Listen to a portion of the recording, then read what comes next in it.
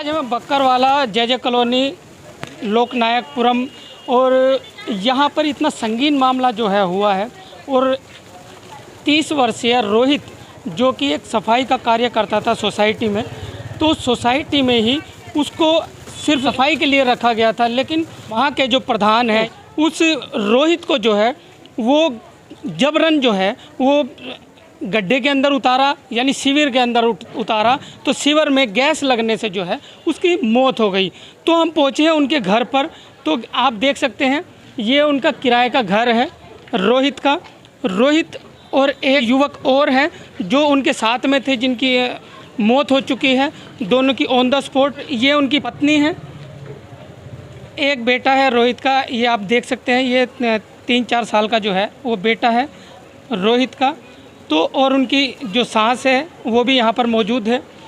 ये शुक्रवार का मामला है और शुक्रवार से जो है वो घर और जो पड़ोस है वो पूरा सहमा हुआ है। 9 बजे जाते थे और दोपहर को आते थे 1 घंटे के लिए लंच में, खाना खा के फिर चले जाते थे। 6 बजे 8 घंटे की ड्यूटी थी। तो ऐसे ही उस दिन हुआ, 1 बजे आए लंच में, थोड़ा देर आराम करा फिर गए। फिर मैं आते ही उनका दिमाग खराब था, तो मैंने पूछा मैं क्या हुआ, कि मेरा मूड खराब है। मैंने कि क्यों, कि प्रधान ने ऐसा बोला है कि सीवर साफ कर, मेरा काम है झाड़ू का। तो मैंने कि कोई बात नहीं, कर लेना, छोटा ही होगा अगर बोल रहा है तो। मतलब हल्का फुल्का होगा। हाँ, नाली वाली होगी तो ठीक है कर लेंगे। तो देखा वहाँ जाके, तो अगर तुम किसी इंसान को अनजान को घुसा रहे हो उसमें, पूरी सपोर्ट से घुसाओगे ना, ऐसे ही तो नहीं कुंदा दोगे। उनके ना रस्सा बांधा ना कुछ करा, ऐसे ही घुसा दिया, ऊपर से खोल दिया ढक्कन और सारा प्लेसर के मारे वो हो गए। वो बहुत दूर बह के पहुँच गए। और ये भी नहीं 2:30 बजे के गए 6 बजे 6:30 बजे निकाले हैं उसमें से। जी हाँ जी, ये डीडी फ्लैट का फ्लैट सोसाइटी जो है ये वहाँ का मामला है। हाँ जी जी, तो वो बहकर जो है वो आगे निकल गए। हाँ, बहुत दूर पहुँच गए थे। चली थी फोड़ने वाली, नाले सड़क चली थी वो फोड़ने की, तो उसको फोड़ा है नाले को। फिर एक आदमी आया है, उसने वो निकाले हैं, तो उसमें से निकाले हैं तो बिल्कुल मरे हुए निकाले हैं, मरे हुए डाल के उसमें काबा में लेके जो गाड़ी में और हॉस्पिटल ले गए। ये पीछे भागी है, ना तो इसको जाने दिया, न वीडियो बना रहे थे न वीडियो बनाने दी, इसको देखने ही नहीं दिया। फिर उसको लेके चले गए हॉस्पिटल। उसके बाद में फिर मैं और मेरी बेटी फिर हम यहाँ से रिक्शा करके गए, फिर मैं हॉस्पिटल पहुँचे हैं। हॉस्पिटल में मैंने बोला है कि देखो मेरा बेटा है, मेरे को मुँह देख लेने दो, कि नहीं हम मुँह नहीं देखने देंगे। अंदर मेरे को नहीं जाने दिया, नहीं मेरी बेटी को जाने दिया। अब ये बताओ, अंदर नहीं जाने दे रहे, नहीं मुँह देखने दे रहे हो, तो मेरी बेटी के संग में इतना धोखाबाज क्यों कर रहे हो? क्या बात है, मेरा बेटा मारा है तो जब भी तो तुम इतना कर रहे हो कि ना तो तुमने यहाँ देखने दिया, ना माँ तुमने माँ देखने दिया। वो तो हमने, तुम जब पोस्टमैन को लेके जा रहे हो ना, तो हम उसके ऊपर दोनों माँ बेटी भैरा के पड़े हैं, उसका मुंह हमने खोला है, तब थोड़ा सा मुंह देखने दिया है हमें, थोड़ा सा मुंह देखने दिया है। मतलब आपके ऊपर पूरी दबंगई जो है वो दिखाई गई है। दबाई पूरा हम दबा दिए, कोई कितौ को भनक नहीं हमें पड़ने दी है। हमारी बेटी को तो भनक पड़ने ही दी दी है कि इसमें रोहित है, और ये यही कह रही है कि मेरा रोहित इसी में, मेरा रोहित इसी में। पर कोई बंदा ये नहीं बता रहा कि हाँ इसमें निकाला और सीधा डाला और हॉस्पिटल लेके भाग गए। तो पुलिस ने आपका साथ दिया होगा पूरा? वैसे नहीं दिया पुलिस ने। क्या दिया पुलिस ने साथ? कुछ नहीं दिया पुलिस ने, तो उसके पास भी नहीं जाने दिया।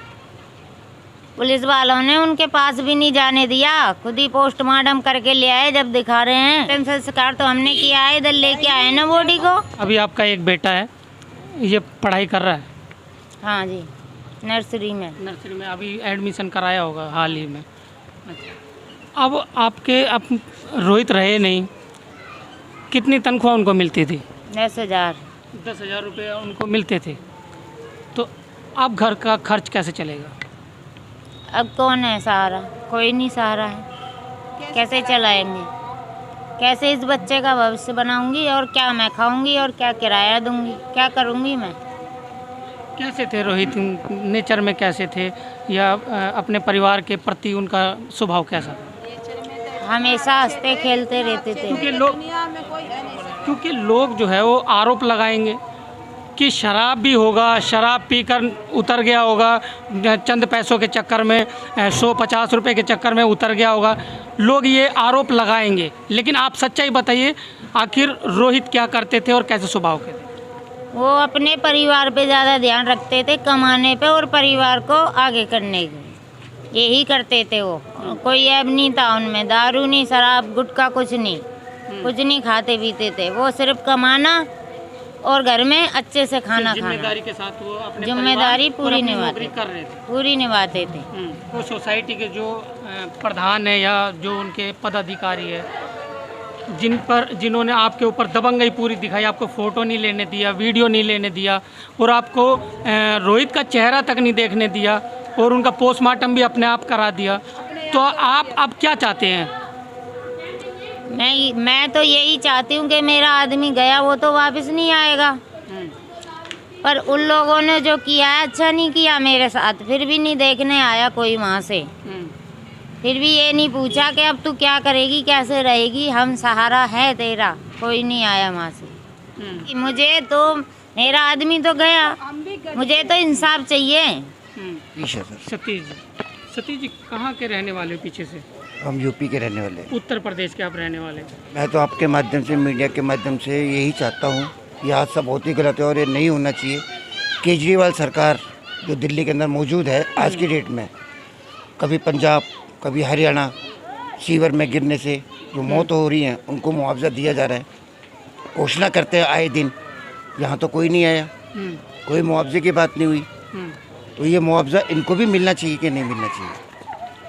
देखिए, पहली बात तो क्या है कि मुआवजे को ही जो है लोग इंसाफ समझ बैठे हैं। समझिए इस बात को, मुआवजे को लोग इंसाफ समझ बैठे हैं, इसलिए हर बार एक रोहित शिविर में दम घुटने से या उसमें डूबने से जो है उसकी मौत हो जाती है।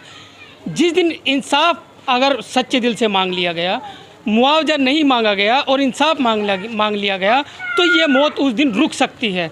क्योंकि लोग, नेता आएंगे, अभिनेता आएंगे और भी लोग आते हैं कि मुआवजा दिलाएंगे, मुआवजा लेके रहेंगे। मुआवजे की बात नहीं है, सुप्रीम कोर्ट के तहत ऑटोमेटिक मुआवजा मिलता है और वो प्रावधान है, वो एक मैटर अलग है। लेकिन जो हत्या हुई है, जो बार बार हर बार रोहित, हर दूसरे दिन हर घंटे एक खबर आती है कि कोई ना कोई रोहित जो है वो शिविर में मर चुका है, उसकी हत्या हो चुकी है। लेकिन ये थमेगा कब तक? कब तक समाज के युवाओं को ऐसे ही खोते रहोगे? क्या मुआवजा लेते रहोगे? मौत कब तक होती रहेगी? ये थमने का नाम नहीं लेगी। क्यों? जब तक थमने का नाम नहीं लेगी, जब तक आप मुआवजा मांगना बंद नहीं करेंगे। इंसाफ मांगिए। इन 4 साल का बच्चा है, इसके भविष्य का अब क्या होगा? आप देख सकते हैं, इसको कोई ज्ञान ही नहीं है, कुछ नहीं पता इसके साथ क्या हुआ, इसका क्या खो गया। इस बच्चे को अभी ये भी नहीं मालूम कि इसके साथ कौन सी घटना घट गई।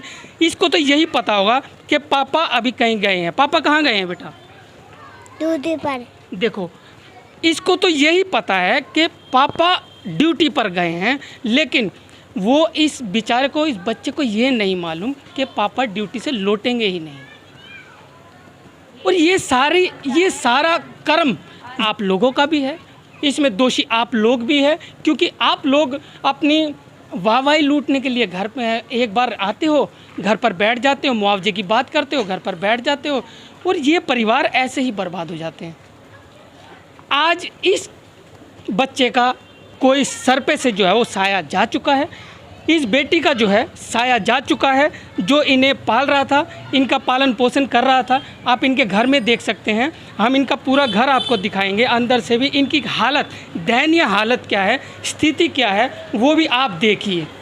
ये देखिए, ये जो है, ये जो तस्वीर है ये रोहित की है और रोहित जो है आज इस दुनिया में नहीं है। एक दिन यूं मर जाएगा, स्वच्छ कार कहलाने वाले एक दिन यूं मर जाएगा।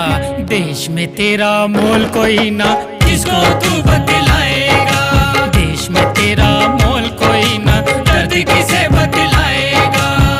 बतलाएगा, बतलाएगा, बतलाएगा। ये जो कायर और जो हत्यारे जो उस सोसाइटी के अंदर बैठे हैं, उनका क्या, उनका जिन्होंने इस पिंकी को अपने पति का मुंह तक नहीं देखने दिया और हॉस्पिटल में ले गए उसको और उसका पोस्टमार्टम करा दिया। वो जबरन जो है दाह संस्कार करा दिया गया और सोसाइटी के अंदर भी नहीं घुसने दिया जाता। पुलिस प्रशासन इसमें पूरा इन्वॉल्व है और जितने भी सोसाइटी के पदाधिकारी हैं और सोसाइटी के लोग हैं ये सब इसमें इन्वॉल्व है।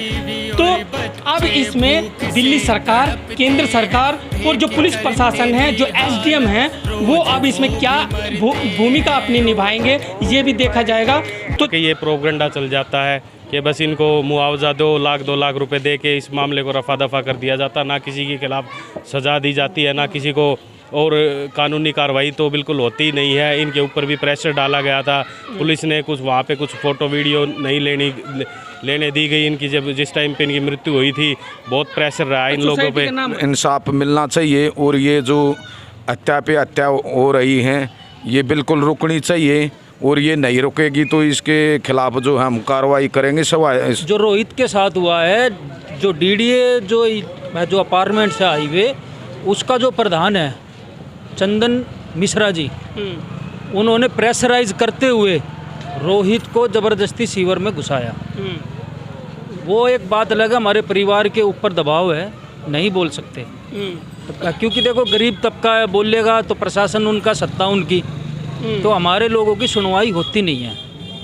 अगर यहीं पे अगर और किसी पूंजीपति सरकार का आदमी कोई मर जाता तो यहाँ प्रशासन लाइन लगा के बैठ जाता, मीडिया बैठ जाती यहाँ के, लेकिन हमारी बहुजन मीडिया के अलावा और कोई नहीं दिखाएगा हमें। कहाँ गए ये CM जब 60 आदमी हमारे कोरोना में शहीद हो गए, 2 मिश्रा मर गए, उनको केजरीवाल जी घर जाके चेक दे के आते हैं और ये सफाई कर्मचारी मर जाते हैं, उनकी सूद लेने वाला कोई नहीं है।